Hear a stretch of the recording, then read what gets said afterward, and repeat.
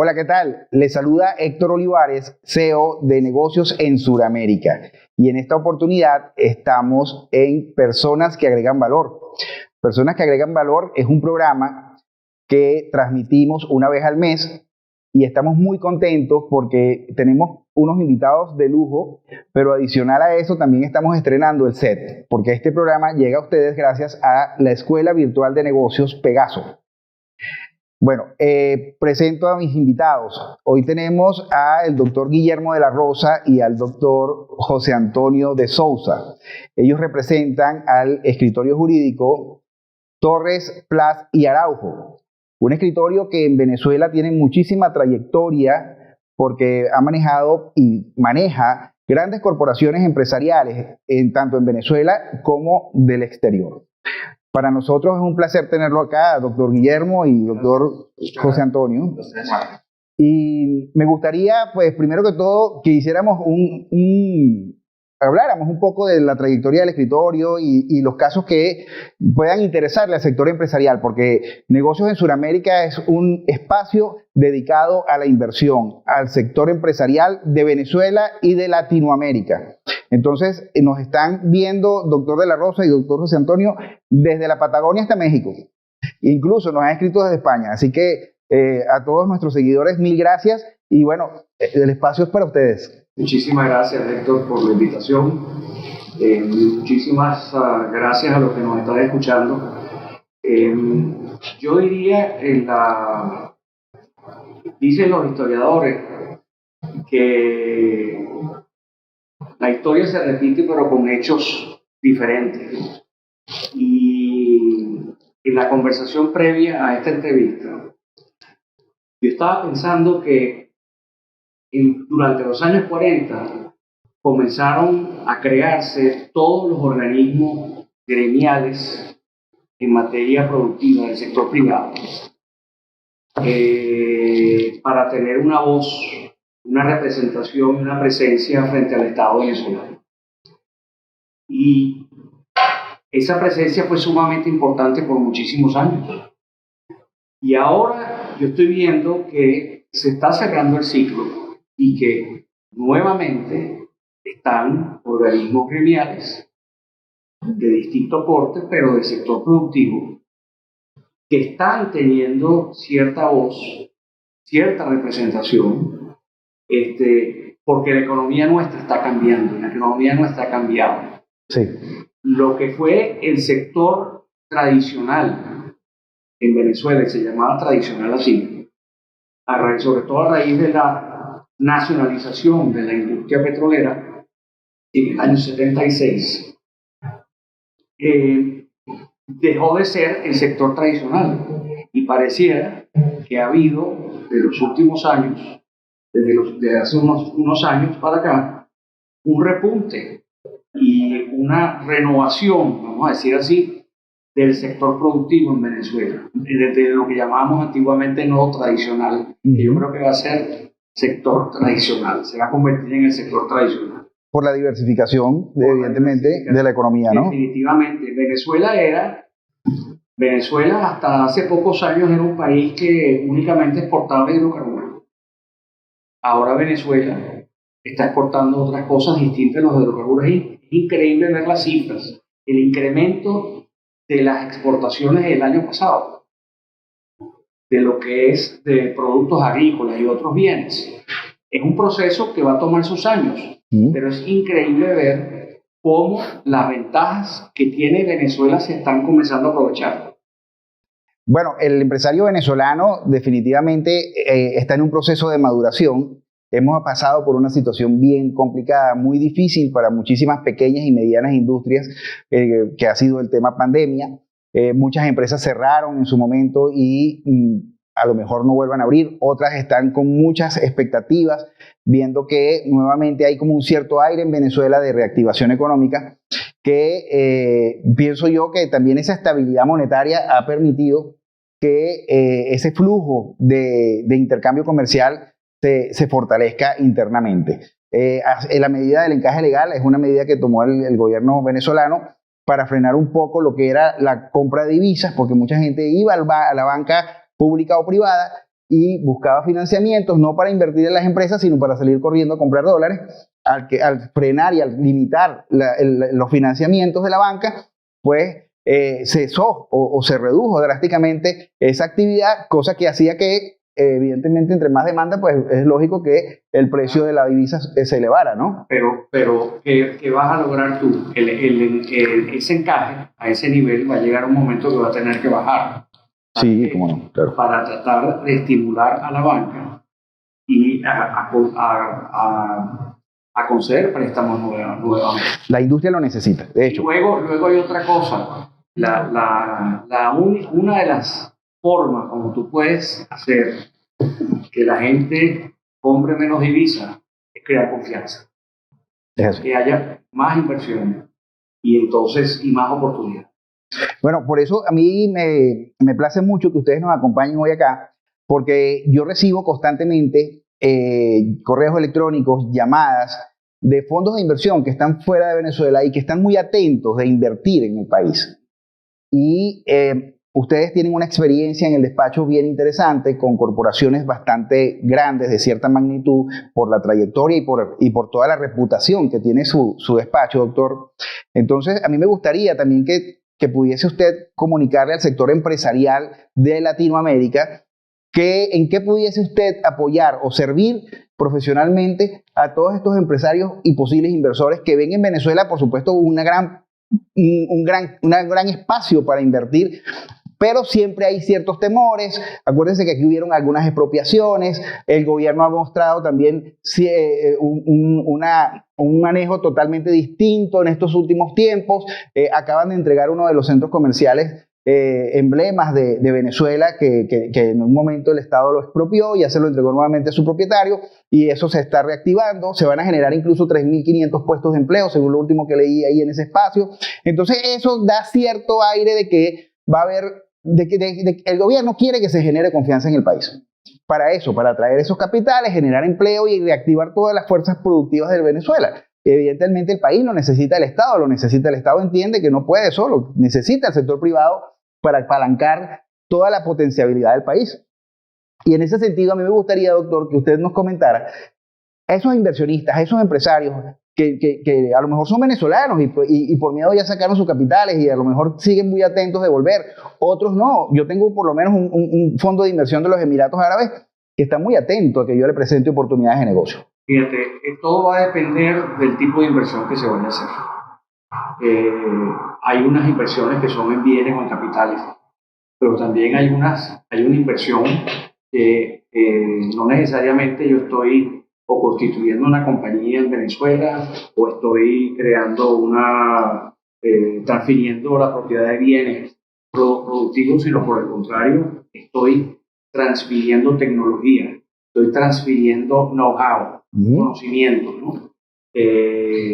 Hay unas inversiones, entre comillas, que lo podemos llamar lo que es todos los negocios de franquicia, por ejemplo, que se ha desarrollado muchísimo a partir, yo diría, desde que comenzó el siglo XXI. Sí. Y es decir, entonces, dependiendo de la naturaleza de la inversión que se quiera hacer, el tipo de inversión que se quiera hacer, se va a estructurar de una forma o de otra. Entonces, vamos a irnos por un caso típico que es una inversión donde yo sí quiero establecer una empresa en Venezuela, ya sea porque quiero comercializar unos bienes que yo produzco en mi país de origen o en otro país, o que sencillamente quiero producir en Venezuela. Obviamente que nuestra firma no presta el servicio en cuanto a la rentabilidad de la empresa que se vaya a hacer. Eso claro. Tiene que ser un asesor en materia de negocio que puede decir cuáles son, si Venezuela tiene las ventajas competitivas para poder desarrollar ese negocio u otro. Claro. Pero desde el punto de vista legal, usualmente lo fundamental es, bueno, existen reglas claras. Si hay reglas claras, entonces vamos a aplicarlas. Usualmente se dice, trata del origen de la inversión que sea de un país, una jurisdicción que tenga un tratado de protección y promoción de inversiones, donde yo goce de ciertas ventajas. donde no se me mejore mi posición en relación con los nacionales de ese país, Claro. donde tenga una garantía si se vuelve a implementar una restricción a la libre convertibilidad de la moneda, que yo pueda tener una vía para poder regresar mis capitales o mis ganancias. Eso es muy importante. Es sumamente importante. Eso, que se respete y que en el momento de que yo pueda liquidar mi inversión se haga sobre reglas sumamente claras. Y luego está también tratado para evitar la doble imposición en materia de impuestos sobre la renta. Venezuela tiene una red de tratados, tanto de promoción de inversiones como en materia para evitar la doble imposición del impuesto sobre la renta, una red con muchos países. Y con eso se puede lograr protección de mi inversión y una mayor eficiencia económica. Eso es un punto muy, muy importante, doctor. De hecho, yo he tenido la oportunidad de trabajar en algunos casos con el despacho que usted representa y me he quedado muy, muy agradado de la experiencia de cómo ustedes pueden organizar y estructurar esos holdings, porque lo que yo le comentaba hace rato, hay mucho empresario que ha crecido y que se ha fortalecido y tiene grandes industrias y maneja grandes capitales, pero puede ver, pero no ha analizado las características y los beneficios que pudiese tener si tuviese un holding fuera de Venezuela que pudiese de repente representarlo de una manera más corporativa. Y no solamente eso, le da también otro estatus ante cualquier otra empresa, ¿no? Porque la estructura, pues definitivamente le va a permitir manejar sus capitales fuera del país. Coméntenos de eso, doctor. Usted mira, todo va a depender, es decir, todo va a depender repito, del tipo de inversión que yo voy a tener. Si es una empresa que proviene, vamos a suponer, del Reino Unido, ya Venezuela tiene un tratado de protección y promoción de inversiones con el Reino Unido, y también para evitar la doble imposición en materia de impuestos sobre la renta. Entonces, sencillamente la inversión viene del Reino Unido a Venezuela y no hay que constituir ninguna holding específica. Okay. Ya está en el Reino Unido. Pero sucede en algunos casos donde efectivamente hay transnacionales procedentes de otros países que no tienen tratado con Venezuela. Ahí es donde más delicado hay que... Ahí es donde más delicado, pero entonces todo va a depender del tipo de inversión que yo voy a hacer. Y si es al revés, tengo la empresa en Venezuela, he crecido y quiero acobijarme bajo un régimen de protección fuera del país. No necesariamente, porque usualmente, ¿qué es lo que ha hecho Venezuela? Salvo contadas excepciones, muy contadas excepciones, Venezuela no ha sido un gran exportador de capitales de manera, vamos a llamarla institucional. Okay. Se ha exportado capitales en un momento determinado para preservar esa masa monetaria creada a través de los años. Lo que usualmente ha sido es exportador de bienes o de servicios, y en cuyo caso es perfectamente posible hacerlo desde acá. Sí, lo que dice el doctor de la Rosa es muy, muy importante. En efecto, no necesariamente cuando hablamos de países donde está la holding, estamos hablando de inversionistas de ese país. Justamente no tiene que haber coincidencia entre la holding y el inversionista. De hecho, ahí está parte de nuestro trabajo, de nuestro acervo, la posibilidad de identificar cómo un inversionista de determinado país, a través de determinados vehículos, a partir de determinadas alternativas, puede estructurarse de cara a Venezuela o incluso en el caso que estoy colocando.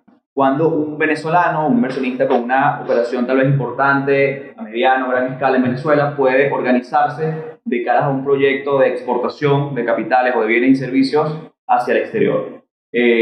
Aquí justamente, bueno, aprovecho de agregarte que, por lo menos en nuestra experiencia, ha sido muy grato cuando estructuramos este tipo de proyectos también hacer uso de las distintas alianzas que tenemos a nivel internacional.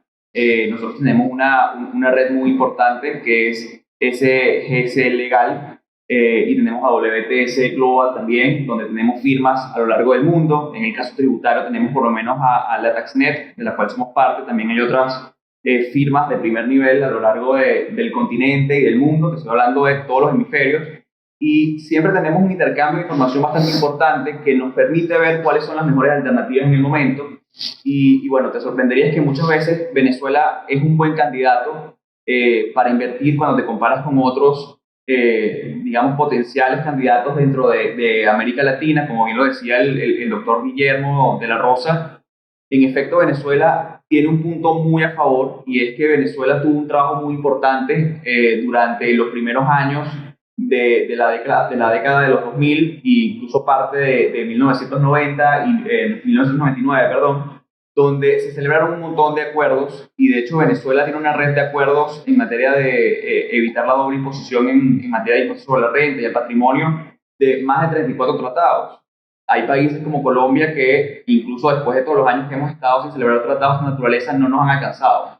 Entonces, Venezuela siempre ofrece ese tipo de posibilidades, de alternativas, donde podemos identificar eficiencias y potenciarlas a partir del marco legal disponible, ¿no? Hay un aspecto que es muy importante y quizás no tiene que ver mucho con la parte legal, pero en Venezuela no se puede hacer de todo ni producir de todo.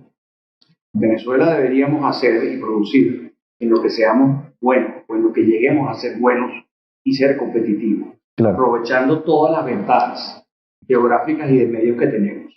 Eso es importantísimo, importantísimo. Genial. Y José Antonio, háblanos un poco del sector petrolero, porque para nadie es un secreto que, por supuesto, los ojos de los grandes petroleros del mundo están mirando siempre a Venezuela por las grandes reservas que tenemos, por la infraestructura petrolera que se tiene, que evidentemente pues tiene sus debilidades, que también las sabemos, pero cuéntanos un poco tu experiencia a nivel, ¿qué le puedes comentar al sector empresarial, al sector de inversión del sector petróleo? ¿Cómo está Venezuela a nivel legal en este momento con lo que usted viene manejando a nivel de oil and gas? Bueno, importante es siempre recalcar que Venezuela siempre va a seguir siendo un player en el área, siempre va a tener un rol fundamental por sus reservas probadas. Obviamente, en mi corta edad, como podrás ver, no fui parte de un gran momento, digamos, petrolero de auge en el país, donde evidentemente había una cantidad de proyectos muy, muy interesantes. Como todo el mundo sabe, Venezuela ha pasado por un proceso en el que la actividad petrolera ha bajado. Hemos, de hecho, dejado de ser una economía rentista. En este punto estamos saliendo de ello y estamos diversificando la economía. Sin embargo, en el sector petrolero tenemos una importante, digamos, experiencia ya acumulada para poder afrontar proyectos de este tipo, y las reservas están.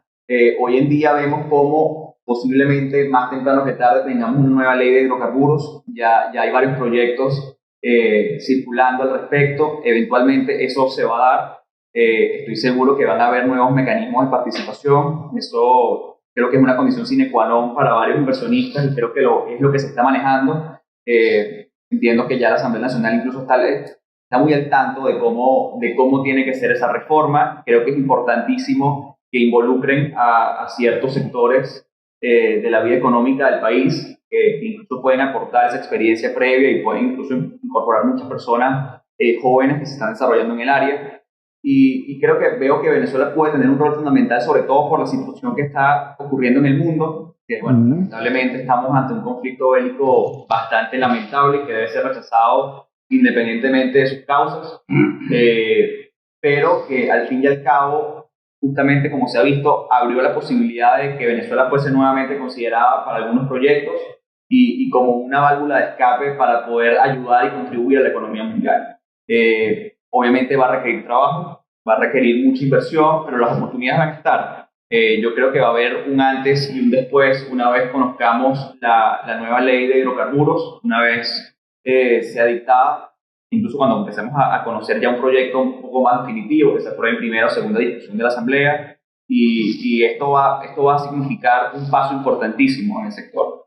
No podemos dejar de lado también no solamente concentrarnos a nivel de petróleo. Venezuela tiene unas reservas de gas probadas, que incluso pueden llegar a superar las de petróleo. Tiene una potencialidad de ser un gran exportador de gas, pero como te digo, igualmente van a ser necesarios estos cambios a nivel legislativo que más temprano que tarde, les digo, vienen, y creo que es a muy corto plazo. Y no solamente el tema legislativo, también el tema de las sanciones, que definitivamente nos cortan la posibilidad de desarrollar la industria en su capacidad máxima, ¿no? Entonces, ¿ustedes qué creen? ¿Que sí pueda venir una cierta flexibilización allí?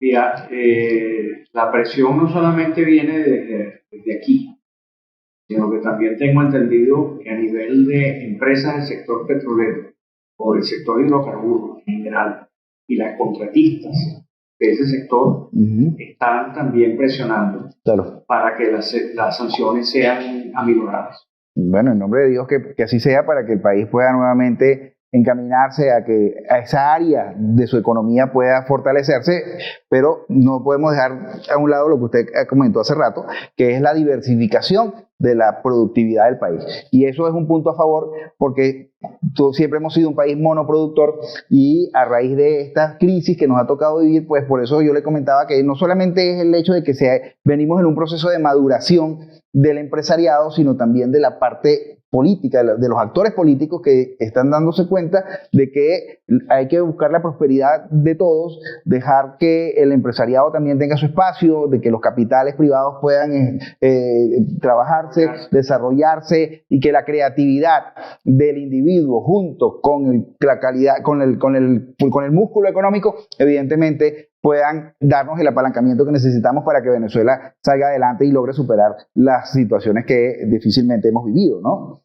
Entonces, no sé, me gustaría que ustedes compartieran en unos minutos cómo ven el país, allá a nivel profesional, cómo ven la situación de Venezuela hoy, mayo 2022. Yo creo que Venezuela quiere ser parte del mundo, ¿sabes? De nuevo. Y creo que el mundo quiere tener a Venezuela nuevamente como uno de los países encargados justamente de mover esta nueva economía mundial. Creo que podemos ser partícipes de eso y tengo fe de que va a ser así. Venezuela tiene ahorita muchas ventajas a nivel, digamos que a nivel de mi generación lo veo más todavía, porque te das cuenta que por lo menos a nivel digital hemos dado un gran vuelco. Venezuela es de los pocos países que incluso tiene legislación en materia de criptoactivos. Un país que de verdad se ha colocado como uno de los destinos propios para desarrollar este tipo de inversiones en criptoactivos, de operaciones en criptoactivos. Tenemos empresas que reciben pagos en criptoactivos, y yo creo que Venezuela está mejorando en ciertos puntos para poder salir y reactivarse. Obviamente, si vemos cifras, la reactivación va a costar tiempo, va a costar trabajo y años. Pero no es limitación para que veamos cómo evoluciona poco a poco y hay mejoras. Las mejoras son palpables a nivel de inversión en nuevos proyectos. Tenemos una gran cantidad de emprendimientos de mediana, pequeña, mediana y gran escala.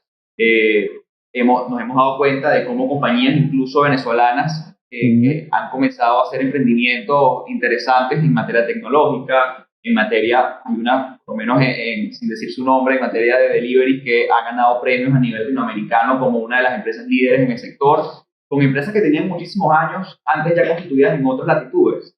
Y nos podemos dar cuenta cómo se diversifican, ¿no? Cómo se diversifica y cómo Venezuela es parte del mundo, es parte de esas movidas, es parte de esas tendencias, y tiene mucho ánimo de mejorar y de poner justamente un contenido bastante especializado, una preparación detrás de todos estos proyectos, mayormente venezolanos que se han venido formando, ya sea fuera o dentro del país, y que han venido explotando sus marcas hasta llegar a ser las compañías que son hoy en día. Y yo creo que si todos hacemos un esfuerzo similar, Venezuela tal vez en un corto o mediano plazo, puede estar mucho mejor económicamente. Excelente. Doctor de la Rosa. Sí, yo nada más quiero agregar, y es que Venezuela es mucho más que petróleo. Definitivamente. Es mucho más que hidrocarburos. Obviamente la distorsión económica que crea una lluvia de dólares por una exportación de petróleo al precio que sea, definitivamente distorsiona la economía. Pero Venezuela es mucho más que eso. Venezuela es decir, esto nos ha enseñado en estos últimos años que Venezuela es un país que puede reaccionar y ha reaccionado con una rapidez formidable. En un sector distinto al de hidrocarburos. Todavía hay mucho que hacer, como decía José Antonio, va a tomar años, pero yo tengo muchísima confianza en los recursos de Venezuela, y Venezuela además tiene otra cosa, que es su gente. Es su gente, un país joven, Un país joven, es un país que tiene gente que se ha preparado, y las ventajas de Venezuela en relación con otros países del hemisferio son tremendas. Sí. Son tremendas, y así lo ven los inversionistas. Son tremendas. ¿Qué es lo más importante? Repito, si yo puedo ser competitivo con mi inversión en Venezuela, bueno, existen las reglas, y las reglas claras, y las reglas se aplican. Vengan a invertir a Venezuela. Es así, es así. Bueno, para mí fue un gusto tenerlos acá en Personas que Agregan Valor, y están aquí por eso, porque sumamos al desarrollo nacional, sumamos al fortalecimiento del sector empresarial. Y para mí, Héctor Olivares, estoy muy agradado de su visita, José Antonio y doctor de la Rosa. Por favor, si es tan amable, dejen las coordenadas del despacho para que cualquier empresario, inversionista que nos vea y requiera de los servicios de su despacho, que es un despacho, vuelvo y repito, con una tradición bien interesante en Venezuela, esté a la orden de estos clientes, ¿no? De nuestros seguidores y la audiencia que nos ve en toda Latinoamérica. No, cómo no. Tenemos la página web, que es www.tpa.com.be. Si nos están viendo de la madre patria España, sería www.tpa.com.be. Excelente. En el caso de las redes sociales, en Instagram y en Twitter nos pueden seguir como @tpa_abogados. Allí van a poder compartir también información que normalmente estamos posteando sobre nuestros servicios, sobre las experiencias, sobre información legal al momento, alertas legales. Todo lo podrán encontrar por las redes sociales y por nuestra página web. Y bueno, en Negocios en Sudamérica seguimos armando este equipo multidisciplinario de profesionales que son aliados y a la orden de todos nuestros seguidores. A mí no me queda más que despedirme. Este programa llega a ustedes gracias a Pegaso, Escuela Virtual de Negocios. Mi nombre es Héctor Olivares y estoy aquí para servir.